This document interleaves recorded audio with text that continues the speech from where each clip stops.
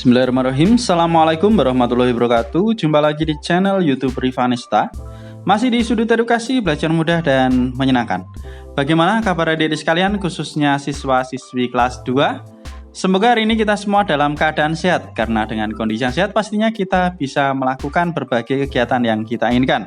Dan dengan kondisi yang sehat, kita bisa belajar bersama untuk membahas materi dan juga soal-soal yang ada di buku penilaian Bu Pena untuk SD atau MI kelas 2. Dan untuk kesempatan kali ini akan kita lanjutkan pembahasan di buku jilid 2A, tema 1 hidup rukun, subtema 1 hidup rukun di rumah, pendamping pembelajaran 6. Jadi yang masih ketinggalan bahasan sebelumnya bisa dilihat di playlist Bu Pena kelas 2. Dan sebelum kita belajar, jangan lupa untuk selalu berdoa ya adik-adik sekalian agar diberikan kemudahan dan kelancaran dalam kita belajar ataupun mengerjakan soal-soal.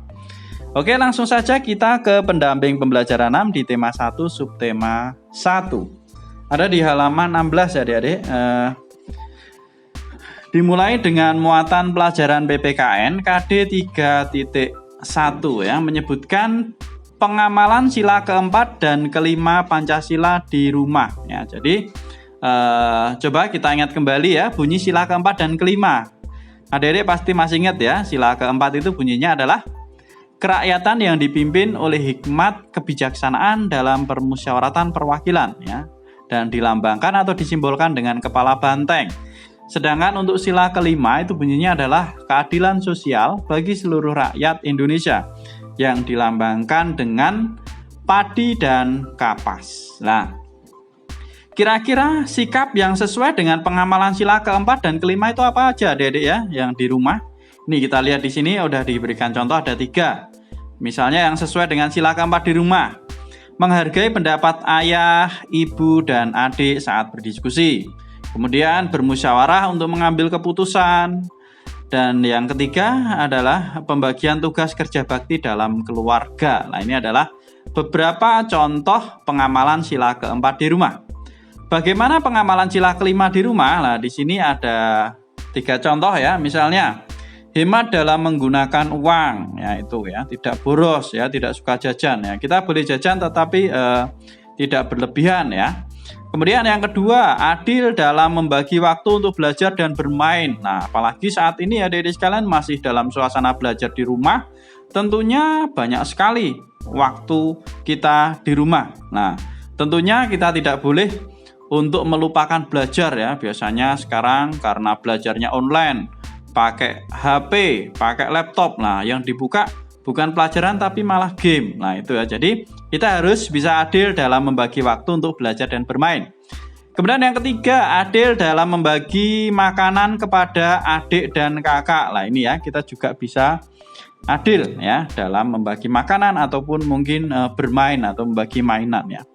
Itu mungkin sedikit materi untuk muatan PPKN ya adik-adik sekalian. Sekarang kita ke keterampilan kinerja praktik di sini. Menceritakan mengamalkan sila keempat dan kelima Pancasila. Nah, kita diminta untuk berdiskusi bersama teman sebelah. Nah, ini karena masih belum sekolah ya, di rumah mungkin bisa didiskusikan dengan orang tua ataupun kakak ya. Kira-kira perilaku yang sesuai dengan sila keempat dan kelima Pancasila itu apa? Itu tadi udah dijelaskan ya adik-adik sekalian. Kemudian yang kedua, setelah selesai berdiskusi, kita diminta untuk menceritakan pengalamanmu. Kira-kira pengalamanmu apa? Yang sesuai dengan pengamalan sila keempat dan kelima di rumah. Dan yang ketiga adalah kita diminta untuk menceritakan di depan kelas dengan percaya diri. Mungkin adik-adik bisa bercerita ya lewat Zoom meeting atau Google Meet ya.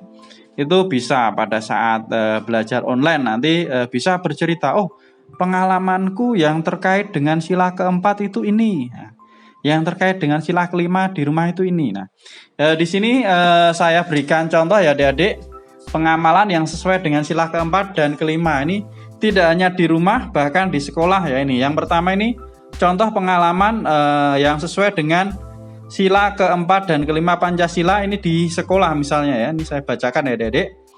Pada saat pembagian regu piket kelas, diadakan musyawarah untuk menentukan hari dan banyak anggota tiap regu. Lah ini sesuai dengan sila keempat ya, yaitu musyawarah ya. Jadi tidak langsung diputuskan tetapi dimusyawarahkan terlebih dahulu bersama teman-teman tentunya.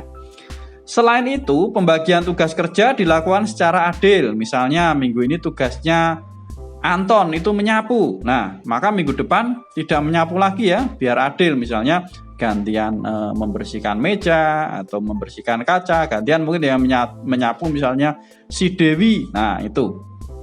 Jadi bergantian tugasnya itu dilaksanakan secara adil. Nah, itu sesuai dengan sila kelima, yaitu keadilan sosial bagi seluruh rakyat Indonesia. Nah, itu adalah contoh pengalaman ya, yang sesuai sila keempat dan kelima. Itu kalau menurut saya adik-adik sekalian.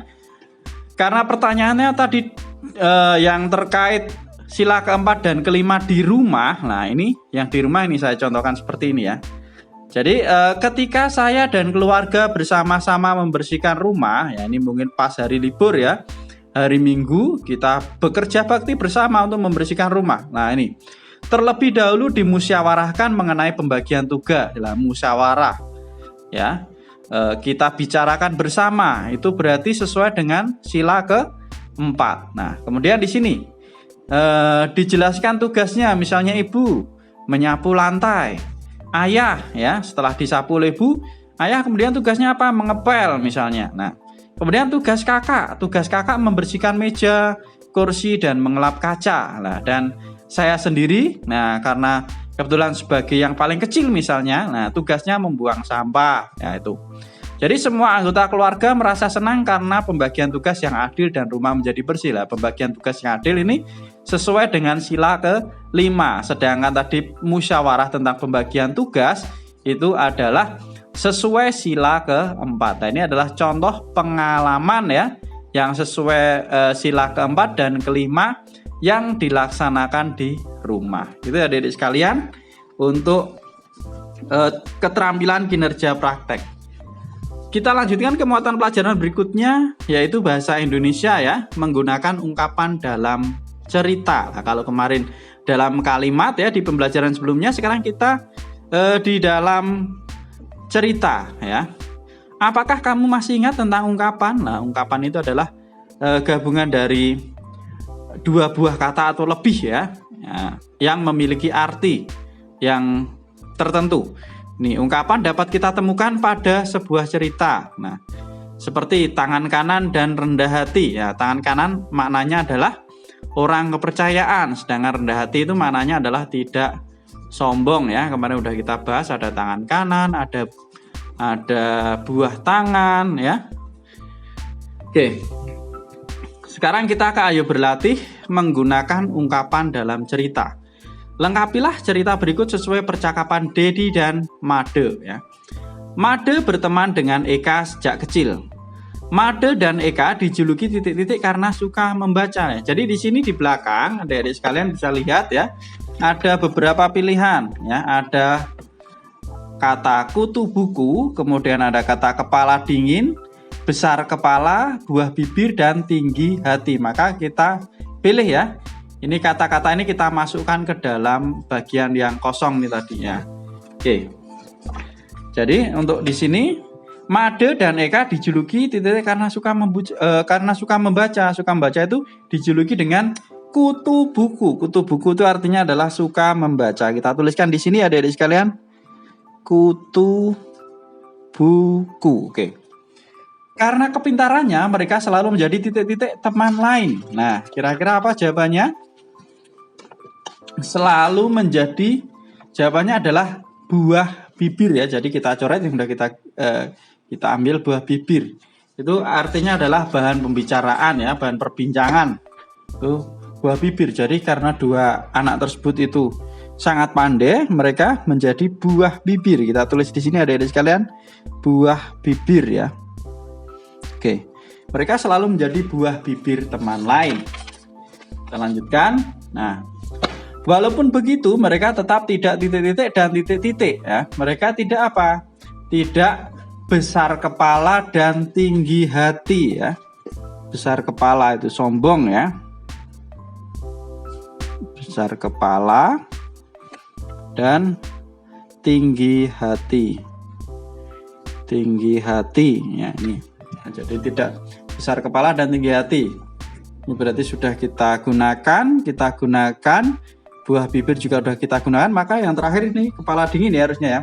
Mereka mendengar perkataan orang lain dengan kepala dingin. Kepala dingin itu artinya adalah tenang ya. Kepala dingin.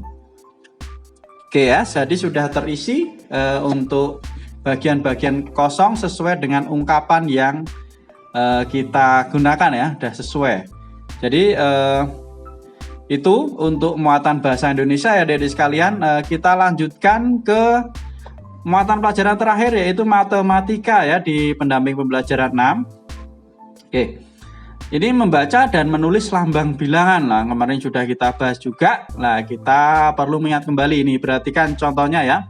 Nah, setiap satu ini kemarin sudah kita hitung ya. Ini 100. Ini 100, 100, 100. Berarti 100 tambah 100 tambah 100 tambah 100 ini 400. Nah, kalau segini ini adalah 10 ya adik-adik, berarti 1, 2, 3, 4 ini berarti 40, berarti 400 tambah 40, kemudian ini kita hitung. 1, 2, 3, 4, 5, 6, 7, ini 7. Berarti kalau kita tambahkan 440 tuh 7 ditulis seperti ini ya. Bilangan 447 dibaca 447. Seperti itu ya.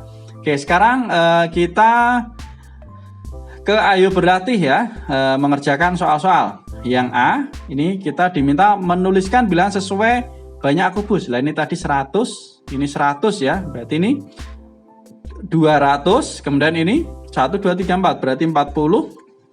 Ini 2 ya, berarti kita tuliskan bilangannya yaitu 242. Penulisannya seperti apa? Ini ya, 242. Ini adik-adik sekalian. Kemudian yang B, coba ini berapa ini? 1, 2, 3 berarti 300.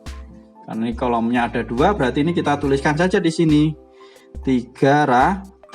Kemudian ini berapa? Kita hitung adik-adik sekalian. 1, 2, 3, 4, 5, 6, 7, 8, 9. Nah, karena setiap ini 10 berarti 90 ya. 10, 20, 30, 40, 50, 60, 70, 80, 90 ya.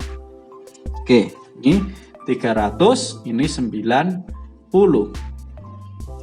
Sekarang untuk nomor 2, tuliskan lambang bilangan berikut. 285. Penulisannya seperti apa? 285. Seperti ini adik-adik, penulisannya 285. Kemudian yang B, 303 ya. Berarti penulisannya 303. 303. Kemudian yang C, 515. 515 berarti 515, ini 515. Oke adik-adik sekalian ya, ini untuk pendamping pembelajaran 6 sudah kita bahas semua. Nah, untuk selanjutnya nanti latihan soal subtema 1 atau penilaian harian 1 akan kita bahas di video berikutnya. Terima kasih sudah meluangkan waktu untuk belajar bersama. Mohon maaf apabila ada kekurangan ya adik-adik sekalian. Apabila ada pertanyaan silahkan bisa dituliskan di kolom komentar untuk kita diskusikan bersama-sama. Saya rasa cukup sekian dan mohon maaf sekali lagi. Saya akhiri. Assalamualaikum warahmatullahi wabarakatuh.